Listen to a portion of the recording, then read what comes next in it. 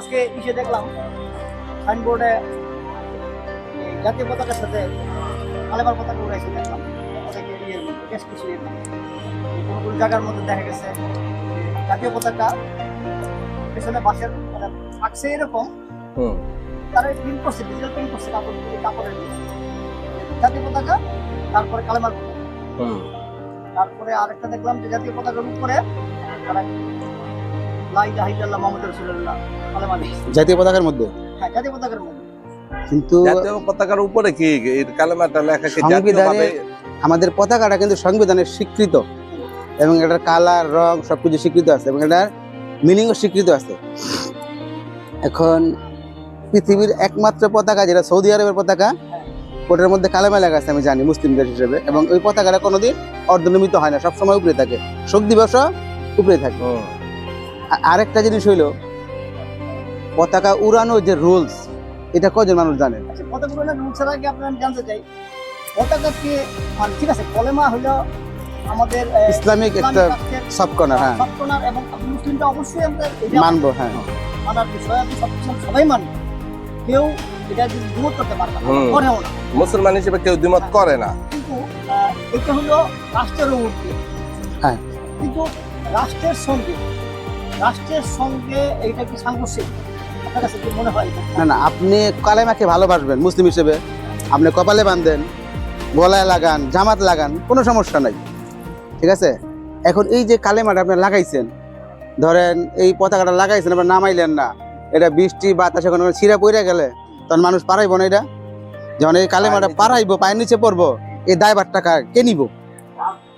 এই ব্যাপারটা কে নিব না, তখন আপনার পায়ে যখন ধরেন আপনার অনিচ্ছা সত্ত্বেও আপনার পায়ে পড়ে গেছে, হ্যাঁ পড়ে গেছে, একদম যারা লাগায় তারাই তো দেখছে যে আপনার পায়ে ঢুকছে, আপনি তো জানতেছেন না, দেখতেছেন না, হ্যাঁ। বুঝতে পারছেন না, তাহলে কালেমার অবমাননা করা হইলো না এখানে। কালেমার অবমাননা তখন আবার কি করবে, এই এক গোষ্ঠী আবার দাঁড়াই দেবে, এই লোক কালেমার অবমাননা করছে, এই লোক নাস্তিক।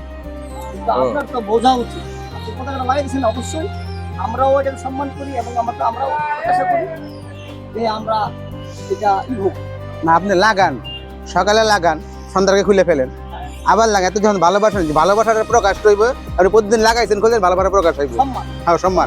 আপনি লাগাই থুয়ে দিচ্ছেন, খবর নাই, বৃষ্টি একটু মানে ছিঁড়া গেছে, অনেক সময় ছিঁড়া গিয়া কিছু অক্ষর পড়ে গেলে উচ্চারণে অর্থের পরিবর্তন হয়ে যায়, তখন এটা তো অন্যরকম ব্যাপার একটা দাঁড়ায়, এইগুলি তো বিকৃত হয়ে যায়, তাহলে এটা সমস্যা না একটা। এই যে ধরেন আবার এটা কি বলছে যে বিশ্বকাপ উপলক্ষে মূলত এটা কিন্তু সৃষ্টি হয়েছে মূলত আপনার যে আর্জেন্টিনা ব্রাজিল এইসব পতাকাগুলি নিয়ে বিতর্কটাই আগে কিন্তু বাংলাদেশের এই সৃষ্টির ইতিহাসে কখনোই এইরকম এইভাবে কিন্তু কেউ করে নাই, বিরোধিতার জন্য বিরোধিতা করে যে এই দেশে ব্রাজিল আর্জেন্টিনা পতাকা উড়ে আমাদের এই পতাকা করে দিয়ে আমরা কলমা পতাকা অবশ্যই লাগান, কিন্তু ওইটার সঙ্গে আপনি যে মিলিয়ে লাগাই দেবো এরকম কিছু না, আপনি পতাকা লাগিয়েছেন তাহলে আপনি সারা বছরই লাগাই দেবো। ব্রাজিল আর্জেন্টিনা তো হইলো সাময়িক, 1 মাস 2 মাস সর্বোচ্চ, মানুষের একটা বিনোদন 1-1.5 মাস, এরপরে এই পতাকা লাগাইছে আপনি দেখেন, শুধু এইটা না, ইভেন আমি দেখছি যে 26শে মার্চ যখন আমাদের স্কুলগুলিতে চিঠি আসে এবং জাতীয়ভাবে 26শে মার্চে সকল বাড়িতে পতাকা উড়াতে বলে না, আচ্ছা অনেকে পতাকা লাগাই তো ওই যে লাগাই আর খোলে না, কিন্তু পতাকা বাংলাদেশি পতাকা লাগানোর রুলস হইলে আপনি সকাল সূর্য ওঠার পরে লাগাইবেন, সূর্যটা আগে নামাই দিবেন, সূর্য ডোবার আগে নামাইবেন, আর আপনি এই যে লাগাই তো তুইছেন লাগাইছেন, আপনি যেটা রুলস জানেন এটা কেন লাগান আপনি, এটা হলো 1 নম্বর কথা। আমরা ভালোবাসি না, ভালোবাসাটা তো আপনি ওই যে একটা উদাহরণ মনে হয়েছে আমার, এলাকার কোন একটা লোক মারা গেছে, এরপরে কেউ কেউ এটার ব্যানার দিয়ে শোক প্রকাশ করে, ব্যানারে কি শোক প্রকাশ হয় না, শোক অন্তরে প্রকাশ হয় কোনটায়?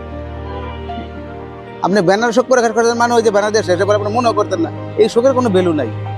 আপনি দেশে ভালোবাসেন, দেশের পতাকা লাগাইছেন, টাইম মতো নামাই ফেলেন, তাহলে দেশপ্রেমে বোঝা যাইব। আপনি লাগাইছেন তো লাগাইছেন, এটা বৃষ্টি তুফানে ছিঁড়া বিরা একেবারে পয়রা মাটিতে পড়ে গেছে, কিন্তু পতাকার রুলস হলো পতাকা যদি কোনো কারণে একটু নষ্ট হয় এটাকে আপনি ভালো করে যত্ন সহকারে কাপড়টা পেঁচায় মাটিতে গর্ত করে রাখতে হইব, এটা হলো যেরকম পাইতে না পারে। আর আরেকটা ট্রেন্ড দেখা যায় মাঝে মধ্যে, কেউ কেউ পতাকা টেনে ছিঁড়ালায়, আবার কেউ পতাকা আইকের মধ্যে পাড়ায়। আমি এই প্রসঙ্গের জন্য আসছি, আমি আপনাদের বুঝিয়ে এই যে ধরেন 5 আগস্টের পরবর্তীতে ভারতের সাথে আমাদের যে মূল যে সংঘর্ষের বিষয়টা আপনারা আমাদের সত্যি অবশ্যই কারণ তারা আমাদের চায় না, তারা আমাদের ভালোটা চায় না। আমাদের ভালোটা চায় না, কিন্তু যে আমরা হ্যাঁ। স্বাবলম্বী হই বা আমরা হুম। তারা সব দিক দিয়ে আমাদের তারা শোষণ করে। কিন্তু তার মানে এই না যে যে তাদের পতাকা আমরা পালন পতাকা আপনাকে অসম্মান করে না, এটা আপনি করতে পারবেন না। আমি এই যে ঢাকা বিশ্ববিদ্যালয়ের জায়গায় এখানে বাংলাদেশ সবচেয়ে বিদ্যাপীঠ বলা হয়, এই জায়গার মধ্যে হলের মধ্যে গেটের সামনে মাঝখানে ইসরায়েল, একদিকে আমেরিকা, একদিকে ভারতের পতাকা আসছে, এটা দিচ্ছে মানুষের পাড়ায় যায়। এখন কিন্তু সোশ্যাল মিডিয়ার যুগ, হুম। এই সোশ্যাল মিডিয়ার যুগে কিন্তু এটা কিন্তু ভারতেও ভারতে গেছে, হ্যাঁ আমেরিকাতে গেছে, ইসরায়েলেও গেছে। তারাও কিন্তু আমাদের সম্পর্কে একটা জিনিস দেখতেছে হ্যাঁ। খারাপ বা ধারণা। জানতেছে, বুঝতেছে যে বাংলাদেশে আমাদের পতাকা অসম্মান করছে। হুম। ভারতে বাংলাদেশে যখন এই ঘটনা ঘটলো, এই ঘটনা ঘটার পরে কি করলো ভারতে, কলকাতায় করছে এটা, কলকাতায় আমাদের দেশের করছে, পতাকা বাদ আকাইছে। দিল্লিতে করছে, দিল্লিতেও করছে। এবং আমি ভিডিওটা দেখলাম যে এই একটা পতাকা বড় ব্যানারের মধ্যে ফালাই আছে রাস্তার মধ্যে, এটা সেটা চালাই যাইতেছে, হয় বাড়াইতে যাইতেছে, হয় যাইতেছে কিছু লোক যে চলে গেছে। যারা সচেতন হুম। তারা সাইড করে গেছে। সাইড করে চলে গেছে। কিন্তু আরেকটা লোক সেও মোটরসাইকেল চালিয়ে যাচ্ছে রাস্তার মাঝখানে, তাকে আমি দেখলাম যে সে কি করলো, সে একদম চলে গেছে, হ্যাঁ। পরে আবার মনে হইলো আবার ফিরত। আবার ঘুরে এসে সেটা আবার চালাই গেল, হুম। আবার ঘুরে এসে আবার গেল, সে হাসতেছে। হুম। এই যে আমার দেশের পতাকাকে, আমাদের পতাকাটা যে অসম্মান করা, অসম্মানিত হইলো, এটার দায়ভার ড্রাইভারটা কার? আর এটার শুরুটা করলো কে? মানে এখন এগুলি বলা যায় না, এখন গেলে বললো যে আপনি ভারতের ভারত, হ্যাঁ, ফ্যাসিস্টের দোষ। fascist। আরে ভাই, আপনি তো অপরকে গালি দিয়ে তুমি যে গালি নিজে খাওয়া গেলে হ্যাঁ খাওয়ার একটা ইউনিট আছে। ব্যবস্থা করে আর দিতেছে। আমাদের দেশের জনসংখ্যা আর ওদের জনসংখ্যা, আমরা যদি একটা গালি দিই অগো দেশের থেকে আইবো কোটি গালি, হ্যাঁ, আমরা তুমি 20 কোটি গালি আর হ্যাঁ, 40 কোটি গালি। 140 কোটি গালি। 140 তা কার জন্য ভালো? যাই এখন না, আমরা পারাইলাম 120 কোটি মানুষে, ওরা পারাইলো 120 কোটি মানুষে, কাদের লজ্জাটা বেশি হইলো? আমাদের বেশি কি যাবে এই একটা জিনিস। আপনি এই যে রিসেন্টলি গতকাল বা পরশু দিন দেখলাম নারায়ণগঞ্জের 2500-এ এই ব্রাজিল এবং আর্জেন্টিনা দুইটা বড় বড় পতাকা রাখছে। তিনটা ছেলে হুজুর টাইপের, আমি তিনটা ছেলে দাঁড়াই আছে, একটা পুরোপুরি ব্রাজিল পতাকা দাঁড়াইছে, ব্রাজিলের পতাকা দাঁড়াইছে, আরেকজন এক পতাকা পা দিছে ব্রাজিলের, আরেক পতাকা আর্জেন্টিনা, আরেকজন দিছে পুরোটাই আর্জেন্টিনা। এটার কারণ হইলো এবং তাদের হাতে, তিনজনের হাতে কালেমার পতাকা। হুম, আপনি কালেমার পতাকা মানে আর্জেন্টিনা ব্রাজিল কি করছে, হুম। ওই যে এরা ইসরায়েলের সাপোর্ট করছে, কে বলছেন? ওই হইতে পারে, এরকম হইতে পারে। এইটা একটা ভুল ব্যাখ্যা। এগুলো হলো ফেসবুকে আপনার কিছু লোক যারা ভুল ব্যবসা করে তাদের জন্য একটা জিনিস। হ্যাঁ। আপনি একটা জিনিস কি করেন, আপনারা জানি না আপনাদের খেলা আছে কিনা, মেসির একটা ফাউন্ডেশন আছে, সেই ফাউন্ডেশন থেকে চ্যারিটেবল ফাউন্ডেশন আছে, হ্যাঁ। রেডবল ফাউন্ডেশন আছে, হুম। বড় বড় প্লেয়ার থাকে। মেসির ফাউন্ডেশন থেকে ফিলিস্তিনের শিশুদের জন্য হেল্প ডোনেশন করছে। ডোনেশন করছে। হুম। পর্তুগালের ক্রিস্টিয়ানো রোনালদো তারও একটা ইএস ফাউন্ডেশন আছে, তার কাছ থেকেও তারাও ইসরায়েল শিশুদেরকে ডোনেশন করছে। আসলে তারা কেউ জানে না, হুম। যারা এই ব্যবসায়ী করছে তারা এগুলো জানে না, এরা না যাই নাই এটা বিরুদ্ধে, মানে তারা মূলত হলো এখন যারা একটা খেলছে ভিউ যে বাড়ানো। আর্জেন্টিনার হ্যাঁ। খুব ভালো একটা বাংলাদেশে কিন্তু বিশ্বকাপ হচ্ছে, আর্জেন্টিনা সারা বাংলাদেশে কিন্তু একটা মোটামুটি দোয়া হ্যাঁ। আর্জেন্টিনার মানুষের মধ্যে বিশ্বকাপ আসে মানে বাংলাদেশটা সারা বিশ্বেরই মোটামুটি দ্বিধা বিভক্ত হয়ে যাওয়া। এসব দেশগুলোতে বিশ্বকাপের লোক খেলে না, হ্যাঁ, খেলাগুলো ওসব দেখা দেশগুলোতে পছন্দ করে। তারা ব্রাজিলের জন্য দুইটা ভাগ দুইটা ভাগ, হ্যাঁ, ব্রাজিল আর- বাংলাদেশের অনেক বেশি ক্রেজ তৈরি হয়ে গেছে। হ্যাঁ। এটা কি করতে হবে, এদের বিরুদ্ধে বিতর্ক সৃষ্টি করো, হুম, মানুষের আমার তোমার বিরুদ্ধে দেখবে, হুম, হুম, ঠিক এরকম করেই তারা এই জিনিসটা করেছে, নেগেটিভ ভাবে চলছে। হুম। আর্জেন্টিনার ইসরায়েল প্রস্তাব দিছে আর্জেন্টিনার ফুটবল খেলে, এই বেশি দিন আগে না, সম্ভবত 23 বা 24 সালের ঘটনা। হুম। আর ইসরায়েল মানে বিশাল মোটা অঙ্ক টাকা দিছিল আর্জেন্টিনাকে তাদের এখানে প্রীতি ম্যাচ খেলার জন্য। হুম। মেসি এইটা সরাসরি নাকচ করে দিচ্ছে, প্রীতি ম্যাচ খেলা যাবে না, যাইবো না, যাবে না। খেলবে না খেলবে না। ইসরায়েলের সঙ্গে প্রীতি ম্যাচ আর্জেন্টিনা খেলবে না শুধু মেসির কারণে। হুম, মেসি বলে দিচ্ছে আমি খেলবো না। খেলবে না। হুম, এটা কি সে যে প্রতিবাদ জানাইছে, হুম, এটা কিন্তু কেউ হুম। জানেও না, হ্যাঁ, কেউ বুঝেও না, কেউ খোঁজও নেয় না। তারা যে বিষয়টা হইলো, মূল বিষয় হইলো আর্জেন্টিনার জন্য বিতর্ক সৃষ্টি করো, বিতর্ক তথ্যই করো, হুম, তো তাহলে তোমার বিরোধ আসতে হবে, হ্যাঁ, হ্যাঁ। গালাগালি করবে, এই করবে। পতাকার অবমাননার আরেকটা ব্যাপার হইলো, দেখেন আপনি যারা যে পতাকার উপরে খাড়াইছে বা পাড়াইতেছে, আপনি পরিচিত ফেস কিন্তু একটু দেখবেন না। না। শুধু এটা করে ভাইরাল হওয়ার লেগে। হ্যাঁ। এই প্রতি আরেক দেশের পতাকা পাড়ায় ভাইরাল হয়ে তোর কি লাভ, কি স্বার্থ? এটা তো রাষ্ট্রদ্রোহিতা। 100 বার যেটা পতাকা পাড়ানোর ব্যাপারে যারা পাড়াইতেছে তারা শুধুমাত্র একটাই উদ্দেশ্য, ভাইরাল হওয়া, আর কিচ্ছু না।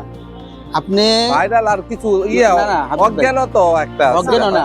আপনি দেখেন, সহজ এটা। আপনি যদি নিজের পতাকাকে সম্মান করেন, আপনি অন্যের পতাকা সম্মান করবেন, হ্যাঁ, ঠিক আছে? সেটাই মূল। এবং আপনি যখন অন্য দেশের পতাকা সম্মান করবেন, তাহলে আপনার দেশের পতাকা অন্য কেউ কোথাও সম্মানিত হবে। হ্যাঁ, এই শিক্ষাটা আমাদের মধ্যে আর নাই। আমি যদি অসম্মান করি অবশ্যই দেখা গেছে আমার অসম্মান করব। ওই যে আর এই যে দেখেন কালেমের পতাকাটা যে হইলো, যে কালেমের পতাকাটা নিয়ে ব্রাজিলের আর্জেন্টিনার পতাকার পাড়াইল, ও আল্লাহ দেখা গেছে এই কলেমের পতাকাটা যদি বিধর্মীরা পাড়ায় ওগো কাছে কি কোনো মাথায় থাকবে, কিন্তু আমাদের জন্য তো নবীর অপমান করা মানে হ্যাঁ, বিরাট একটা ব্যাপার। হ্যাঁ। এটা ইসলামিক দৃষ্টিতে একটা সফট কর্নারের ব্যাপার। অবশ্যই তা আমাদের তো অনেক লাগবে। 100 বার ওরা লাগবে এই না মানে। কাজটা করলো, ওরা এটা উৎসাহিত হইতেছে না, এগুলি কি অবুঝের ওই কাজ? আর খ্রিস্টানরা অথবা বিধর্মী যখন দেখবো যে মুসলমানরা কালেমার পতাকা দিলে করে, তখন ওরা এটা মানে পারাই। হ্যাঁ, আপনার সুরিয়ানে কোরআন পড়ছে হুম, এবং আদালত রায় দিছে কোরআন পড়তে পারবে, তারপরে এক লোক গিয়ে ওরা লাথি দেয় হালাই দিয়ে ওর লগে ওরা চাকুতে পারাইছে হুম। বিধর্মী। হুম। কোরআন পড়ুস কিনলে, কোরআন তো আমার ধর্মের না হোক অন্য ধর্মের অন্য ধর্মের এটা তো একটা পূর্বী কেন? তার মানে হইলো আমরা যদি অন্য দেশের পতাকার সম্মান করে, হোক না ইন্ডিয়া হোক ফিলিস্তিন, যে দেশে হোক, যে দেশে হোক, আপনি ফিলিস্তিনের সঙ্গে ইসরায়েলের যুদ্ধ লাগছে, ফিলিস্তিনের ওরা করতে পারে, ইসরায়েলের পতাকা ছিঁড়তে পারে, পড়তে পারে, ওরা করতে পারে, হ্যাঁ, কিন্তু আমাদের দেখার যুদ্ধ নাই। আমাদের সাথে আমরা এমনি হইলাম ছোট দেশ, আমরা হইলাম শান্তিপ্রিয়, আমরা চাই শান্তিতে থাকতে। কারণ আমরা যদি ওই যে বল্লার গোয়ার মধ্যে আঙ্গুল দিয়ে গুতাই, তাহলে কি আমরা শান্তিতে থাকবো?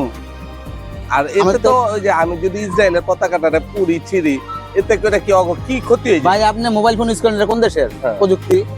ইসরায়েলের। ইসরায়েলের। সারা ওয়ার্ল্ডের সেরা প্রযুক্তি গুলো ইসরায়েলের। আপনি সব করতে পারেন, প্রযুক্তি ইউজ করেন না, পতাকা হ্যাঁ। বলবেন।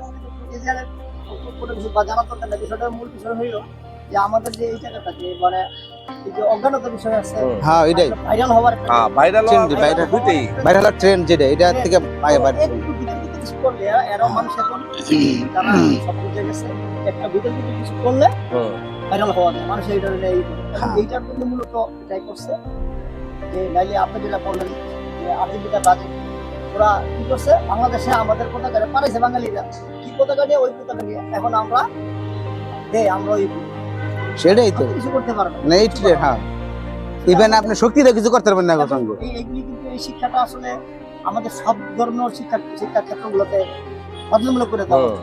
পতাকা সম্মাননার সম্মান জানানো, পতাকা বা রাষ্ট্রপতির দায়িত্ববোধ সম্মান জানানো প্রত্যেকটা মানুষের, অবশ্যই এটা শুধু স্কুলে না, সব ধরনের স্কুলে, হ্যাঁ, প্রাথমিক বিদ্যালয়, স্কুল মাদ্রাসা সব জায়গাতেই, মাদ্রাসা, কিন্ডারগার্টেন, সব জায়গাতেই সব A জায়গায় to Z সব জায়গাতে অন্য রাষ্ট্রকে সম্মান জানানো, সম্মান। হ্যাঁ, অন্য রাষ্ট্রের পতাকাকে সম্মান জানানো, এইগুলো শিক্ষা দেওয়া উচিত। আপনি অন্যকে সম্মান করলে কিন্তু আপনি সম্মান পাইবেন, নাহলে কিন্তু পাইবেন না। আপনি অন্যকে হয় প্রতিপন্ন করলে আপনাকে অন্য হয় প্রতিপন্ন করবে, এটাই বাস্তবতা। সবচেয়ে করা উচিত হলো মাদ্রাসাগুলো। কারণ হ্যাঁ। মাদ্রাসা হলো অন্ধ গোড়ামির মধ্যে আছে এখনো। মাদ্রাসা শিক্ষাটাও একটা কিছু আধুনিক কিছু ক্ষেত্রে। হ্যাঁ, আধুনিক করে নাই বা আধুনিক হয় নাই, মূলত আধুনিক হয় নাই না, আধুনিক করা হয় না। যদি কোনো ডেভেলপ হয়ে যায় বা ইয়ার যে কারণে তারা এইসব দূর থেকে তারা কোরআন শিক্ষা দেওয়ার বাইরে কোনো শিক্ষা দেয় না। হুম। এগুলো শিক্ষা করা দরকার। না না, আপনি একটা জিনিস দেখেন, ধরেন কোরআন নাজিল হয়েছে 1500 বছর আগে, ঠিক আছে? এই একজন ইসলামিক বক্তার মুখে শুনছি যে ওই সময়ে মহানবী সাল্লাল্লাহু আলাইহি ওয়াসাল্লামের সময়ে ওই যে জাররা পরিমাণ যে গুনার কথা বলছে, জাররা হচ্ছে শস্যার পরিমাণ, হুম, তখন দেখা যাইতো। কিন্তু আধুনিক বিজ্ঞান রিসার্চ করে দেখছে জাররা মানে শস্য পরিমাণ না, শস্যের 70 ভাগ করে 1 ভাগ। এবং দিন যাইব কোরআন আরো রিসার্চ হইব, আরো জানবো মানুষ। কারণ যে আপনি রিসার্চ না করেন, না জানেন, তাহলে আপনি ওই পিছনে থাকবেন, ব্যাকডেটেড থাকবেন। আর ব্যাকডেটেড শিক্ষা হলে আপনি যদি বয়ে থাকেন, তাহলে তো আপনি ওই গোড়ামির মধ্যে থাকবেন। ওই যুগের সঙ্গে তাল মিলাইয়া আপনার ইসলামী শিক্ষাটাকে যুগের সঙ্গে তাল মিলাই রেডি করতে হবে।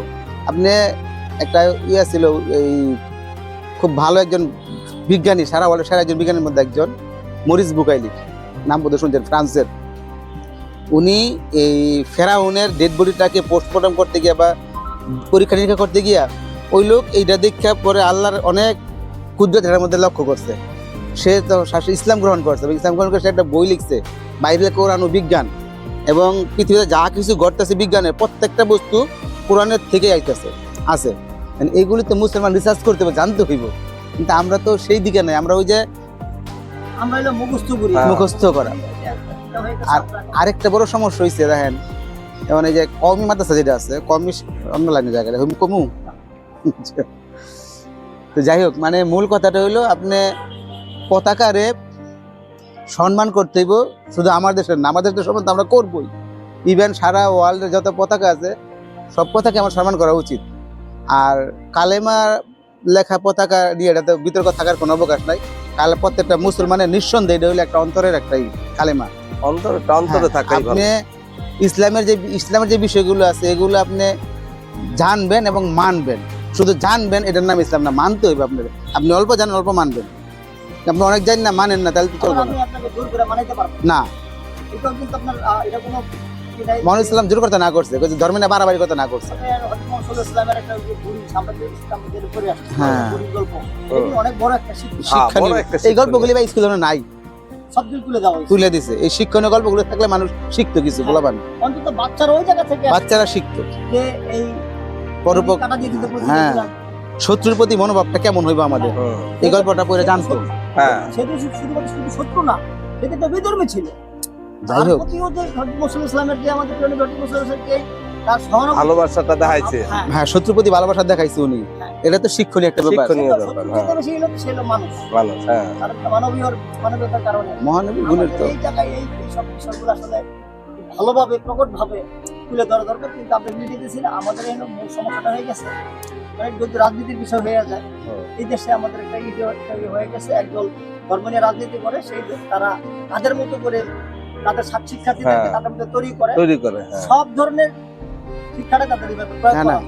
ধর্মের মধ্যে রাজনীতি কিন্তু আছে, ধর্মের মধ্যে রাজনীতি আছে। মহানবী সাল্লাল্লাহু আলাইহি ওয়াসাল্লাম কিন্তু রাজনীতি করছে, কিন্তু উনি ধর্মকে বাদ দিয়ে করেন নাই, ধর্মকে হাইলাইট করেই করছে। এবং ধর্মীয়ভাবে যেমন হযরত উমর রাদিয়াল্লাহু আনহু রাজ্য পরিচালনা করে যখন করছে, তখন বাঘে মশা এক গাড়ি জল খাইছে, কত সুন্দর শাসন ছিল, ওইটা তো দেখি না আমরা। ধর্ম নিয়ে এই যে আপনি যেটা বললেন একটু আগে, যে আমাদের কিছু কুসংস্কার ব্যাপার আছে, অন্ধবিশ্বাস আছে, এগুলো থেকে আমরা বের হইতে পারতেছি না, এগুলো থেকে বের হইতে হবে। বের হওয়ার পরে আর আমাদের প্রত্যাশা হইল যে যারাই আমরা বিভিন্ন সময় পতাকা উড়াই, এই পতাকা উড়ানোর কিছু নিয়ম কারণ আমরা মানি, যাতে পরবর্তী প্রজন্ম শিখে। আমি এই যে টানায় থুয়ে দিলাম, বৃষ্টিতে মেঘে ছিঁড়ে বিরা বান্না হয়ে গেল, এটা যেন আমরা না করি। সবার কাছে প্রত্যাশা থাকবে এটা, যারা পতাকা উড়ান যেন অবশ্যই এটা সম্মান রক্ষা করে উড়াইবেন।